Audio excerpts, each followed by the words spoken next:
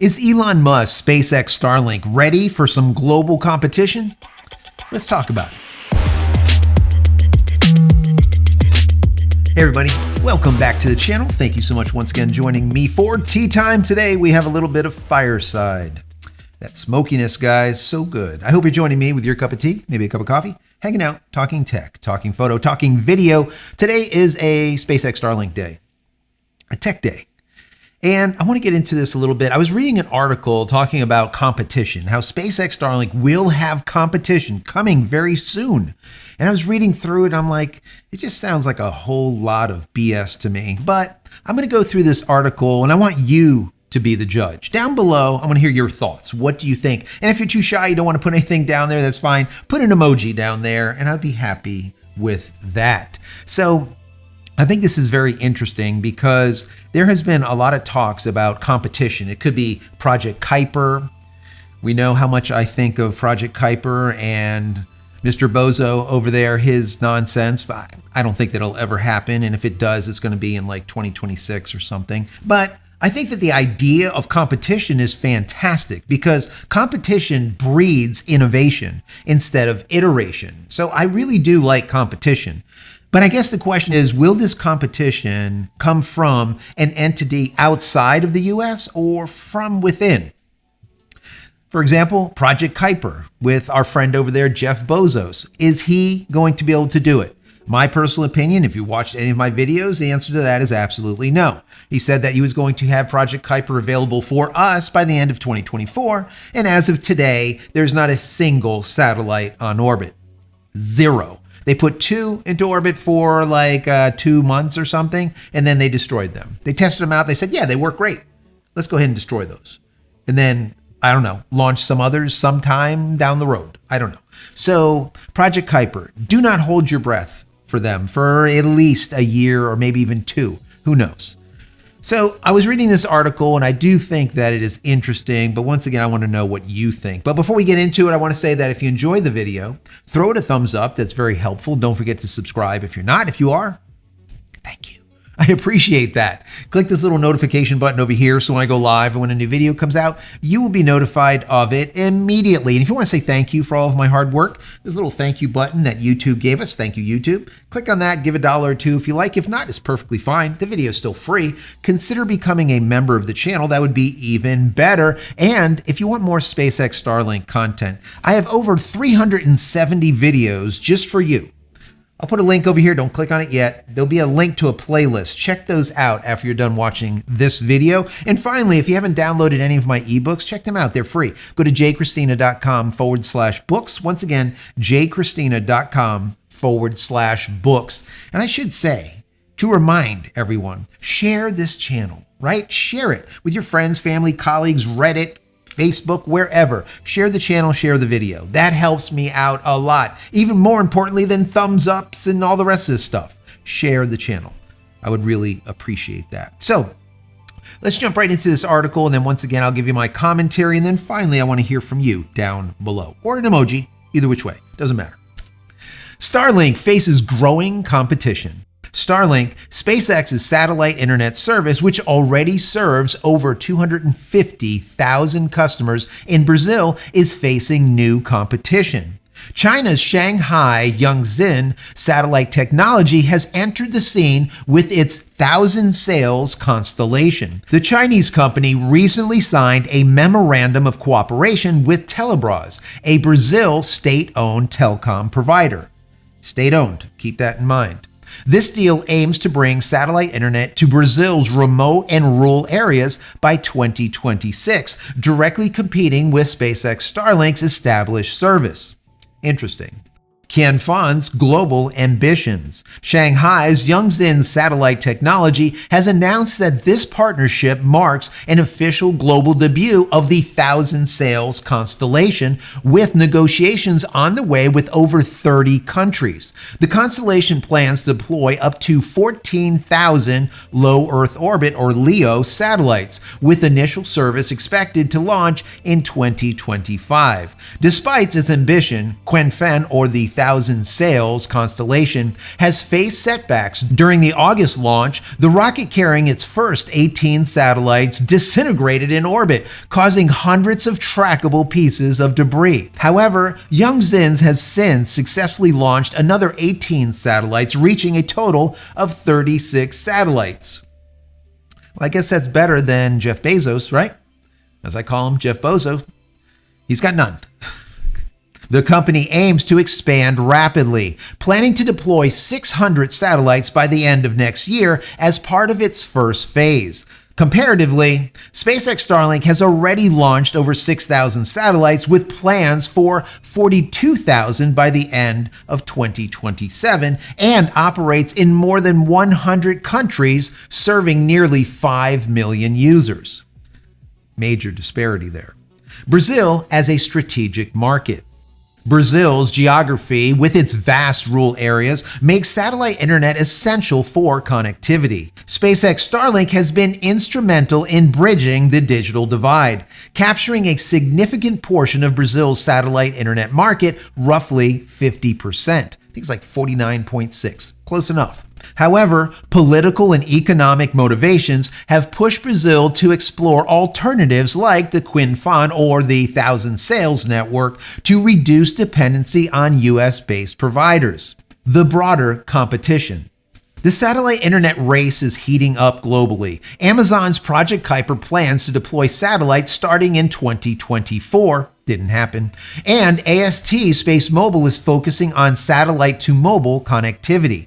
DTC. Is it happening? They have 600 and some satellites so far, so they're doing better than Jeff Bezos. China's space ambitions also extend beyond Qianfan or that Thousand Sails, with additional constellations in development. These initiatives highlight the growing geopolitical significance of satellite networks in controlling internet access and data. In controlling internet access and data. Keep that in mind. That is very, very important here. SpaceX Starlink's established infrastructure and early market entry gives it an edge. A big edge. But the entry of well-funded competitors like Qianfan signals that its dominance is under pressure. For now, the satellite internet industry is poised for significant growth as global players race to secure market share. Absolutely. Global players and internal players. AST, of course, we have Project Kuiper, which is kind of like a non-story story as of right now because they have no satellites. What I find really interesting here, and what I pointed out to you, was the idea of controlling internet access and data. That is what is primarily going on here, right? Every nation wants to control data. And the reason why is because they want to, as they used to say back in the medieval time, keep your people religious and dumb and you keep them under your thumb. The same thing holds true in current times. You keep people dumb by only feeding them what you want to feed them on the internet, basically censorship, reducing free speech, and only allowing certain things into the country. That's how you do it. You do not want your people, your community, your population to know everything. You only want them to know what they should know and nothing else. So by giving them free access to the internet, like what SpaceX Starlink does, it's a problem. It's a big problem, a major problem. That's one of the reasons why India has not went through with getting SpaceX Starlink into the country as of yet. Why? Because they want to go through all of these hoops to make it to a point where they have control. But we know Elon Musk doesn't play that game. So that's why this whole battle with India has happened over the last 6 months or so. Brazil is another country that wants to seek control over the data or the access to control its people. The exact same thing. They're basically dictatorial. I don't know how else you want to look at it. That's just simply it. They want to control the narratives all the time. And if they can't, they're going to push back. Now, I did 3 stories on this, and I talked about this, I call him an ass clown, this justice, this Supreme Court justice that has been given Elon Musk just absolute hell in the country. And the reason being is because he wants Elon Musk to censor, to control what goes into the country through SpaceX. Elon Musk doesn't play that game. Look what he did with Twitter. He didn't need to pay $44 billion for Twitter because it wasn't worth it, but he did. And the reason being was free speech. He wanted to create X so that all of the stuff that was happening behind the scenes, we don't need to get into that. I did plenty of videos on, take a look at my playlist of like 1,000 plus videos, but he didn't want that to happen. And free speech for him is very, very important. Even when the Disney executive, Bob, told him, listen, if you're not going to censor, if you're not going to do as we say, we're going to pull all advertising out. And what did he do? He told Bob to go f himself. Literally in the middle of an interview. So that's how Elon Musk is. So you think that Elon Musk is going to bow down and kowtow to a Brazilian justice? No, he's not. But he ended up getting dinged for not doing so. How much? $3.3 million. What the justice did is he shut down all of SpaceX and Starlink accounts in Brazil and then stole $3.3 million.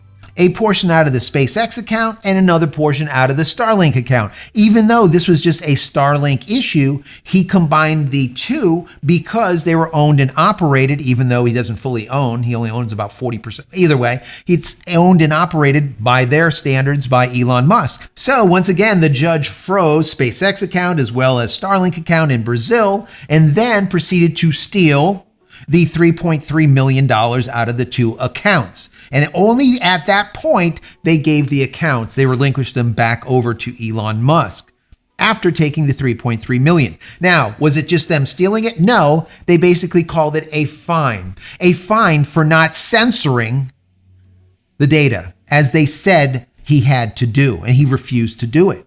So when we look at this with the Qianfan, or I guess they call it the 1,000 Sales competition, the network that China is putting together, the whole reason for this network is what? Once again, censorship. They want to control the narrative. They want to control the data. They want to control the access. And Brazil being, I would say communist, definitely a dictatorship, right? They are going to go with China because China will be like, yeah, sure. You want to censor it? How do you want to censor it? You don't want this? You want that? No problem. Once again, censoring the people, but using China instead of using SpaceX Starlink because he sees that Elon Musk won't play their games. I wonder if India, if the SpaceX Starlink agreement doesn't go through with India, because once again, it's been like 6 months. They've been going back and forth and back. If it doesn't happen, does India get in bed with China at this point so that once again they can control the narrative? That's a good damn question, right? Down below, I want to hear from you. What do you think? So anyways, looking at this, yes, SpaceX Starlink is going to have competition. Is there competition as of right now? The answer to that is absolutely not. We see with this new 1,000 Sales, they put 18 in orbit, and when they did, the craft ended up blowing up, and there's now hundreds of chunks of material floating around in LEO that we have to worry about. Good job. Now, the next batch of 18 that they put into orbit, they did not have that problem. The craft didn't detonate itself, so that's a good thing. That is a good thing. So they have, in totality, 36 satellites, compared to 6,600, almost 7,000 satellites that SpaceX Starlink has as of now. So is it a viable competitor? No. Will it be in a year from now, maybe 2 years? Possibly. It really depends on how much the state or China themselves proper dump into this project. And I have a feeling they're going to dump a lot into it. What I was reading is that actually, as of today, China this year has put more into the satellite industry than SpaceX or any other US-based governmental in totality. So that's very interesting because that means that China understands that we are going to be fighting and waging wars in space in the not so distant future. And data and access and internet and GPS and surveillance is all really important when it comes to a possible future war. War, once again, will be waged primarily in space. Or let's say the onstart of a war will be waged in space. The idea is you want to black out your adversary. So they do not have GPS, they do not have internet, they do not have any type of telemetry to be able to guide missiles and whatnot, right? So it's a really big deal. But coming full circle with Brazil, because that's what this article really is all about. We see Brazil is now signing this memorandum of cooperation with China's Thousand Sails constellation, their network, which is once again a China or CCP based company. They are all controlled by the government. So by doing that and getting in bed with the Chinese, like I said before, means that once again, they want to censor the Brazilian people. If you are from Brazil, I want to know what you think about all of this down below. Because I know when I did those 3 videos that talked about your justice over there, number 1, turning off SpaceX Starlink in the country, and then finally fining SpaceX and Starlink to 3.3 million and all the rest. You guys really voiced your opinion in there, all right? And it was very negative to the country and what was going on internally. And you guys also came to me and said, listen, it feels like a dictatorship now over here. It wasn't like that before. But anyways, I want to know what you think down below. If you're from Brazil, definitely put something down there. And if you're not from Brazil, what do you think about the whole idea of competition? Do you think that competition is great? I mean, I do. I really, once again, think that competition is at the forefront of innovation in comparison to iteration. And I think that that is very important. We want innovation. We want new. We want something absolutely exceptional and not just status quo, the same old, right? So anyways, guys, down below, let me hear what you think. And finally, throw the video a thumbs up. That would be very helpful. Don't forget to subscribe if you're not, and head over to my website, JCristina.com, where you can find all the photography tools I've invented for you and me over the many years. Take a look at my merch, my tees, my shirts, my books, and all the rest of the stuff. If there's something there that you like, pick it up. Help support me and my family. Many blessings to you and your family. Stay safe, stay healthy, stay connected, and we'll see you in the next one. Love you all.